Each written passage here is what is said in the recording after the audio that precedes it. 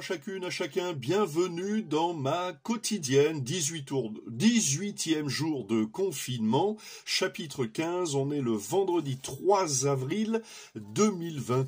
Il y a des gestes qui, revenant quotidiennement, sont devenus des habitudes. Pour les hommes, par exemple, se raser. Vous voyez, ce matin, je me suis rasé. Pour tout le monde, se laver, enfin j'espère, se laver les dents. Et puis, bien sûr, dans cette période particulière de risque sanitaire, se laver les mains toutes les 3 heures. Et quand je regarde mon bout de terrain autour de la maison, je vois mes mauvaises herbes autour des rosiers qu'il faut arracher.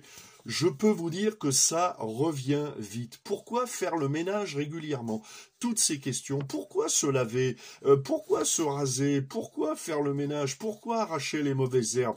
Parce que la poussière revient immanquablement sur nous, sur notre peau, sur nos vêtements et sur toutes les surfaces de nos maisons ou de nos appartements. Et parce que les mauvaises herbes reviennent toutes seules. D'ailleurs, quand j'ai eu l'occasion, la première fois, de faire du jardinage, j'ai acheté des plants, mais pas les mauvaises herbes. Et pourtant, elles sont venues quand même. C'est une loi naturelle qui nous atteint tous. On est obligé de se laver régulièrement, de laver nos vêtements régulièrement, de faire le ménage régulièrement et d'arracher les mauvaises herbes régulièrement. Eh bien, c'est pareil dans nos pensées. Si on n'y fait pas attention, les mauvaises pensées arrivent. L'égoïsme, l'orgueil, voire la colère, la haine, la rancune. D'ailleurs, entre parenthèses, allez, entre nous, tous les couples le savent, la durée de vie d'un couple ne dépend pas de l'intensité du coup de foudre, mais l'amour dans un couple se cultive comme on cultiverait une plante. Il faut l'arroser de bonnes paroles et d'actions, et puis il faut arracher les mauvaises herbes de l'égoïsme, de l'orgueil, des disputes, etc. C'est ainsi que Dieu veut nous aider au travers de sa parole, qui, elle, sa parole contient par exemple la notion du pardon.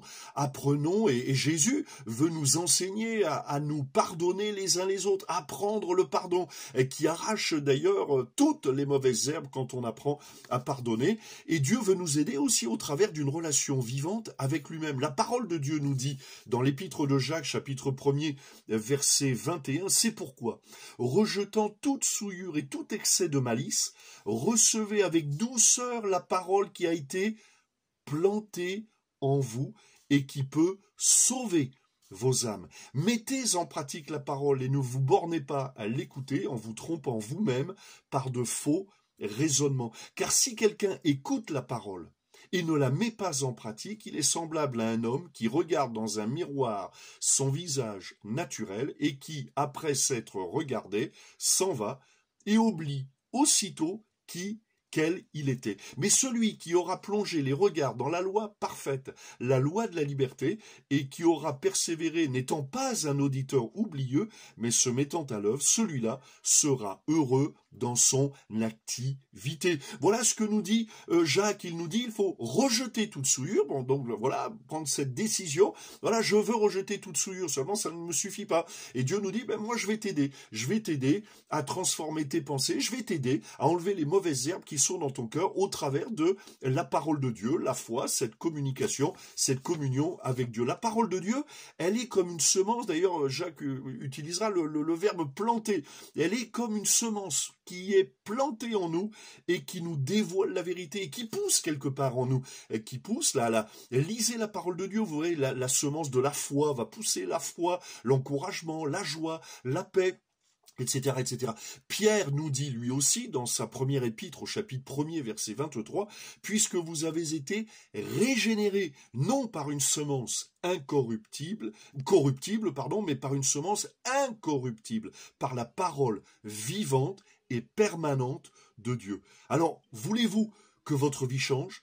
Tournez-vous vers Dieu, confiez-lui votre vie, lisez la parole de Dieu et elle agira en vous. À Dieu, tout est possible, soyez bénis.